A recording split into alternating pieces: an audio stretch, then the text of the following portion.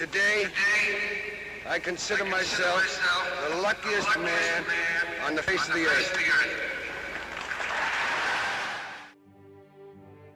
Le 4 juillet 1939, Lou Gehrig prononce un discours d'adieu poignant au Yankee Stadium. Celui qu'on surnommait The Iron Horse tant pour sa longévité sur les terrains que sa puissance naturelle doit dire adieu au baseball à cause de la maladie.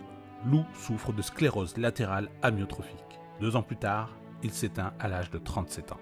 Considéré comme l'un des plus grands joueurs de l'histoire du baseball, il débute aux Yankees en 1925 et ne lâchera plus le line-up durant 2130 matchs consécutifs, un record qui ne sera battu qu'en 1995. Durant ses 15 saisons MLB, il accumulera les titres collectifs et individuels ainsi que les exploits.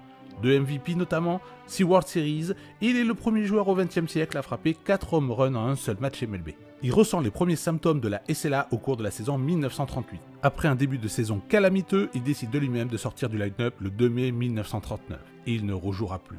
Le mois suivant, sa maladie est diagnostiquée et l'Amérique est sous le choc. Yankees retire son numéro 4 2 jours après l'annonce de sa retraite, une première en MLB, et il rejoint le Hall of Fame lors d'une élection spéciale en fin d'année.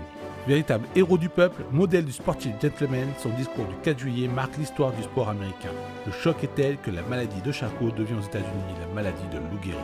Depuis 2021, la MLB a institué le Lou Gehrig Day chaque 2 juin afin de mettre en lumière la lutte face à la SLA.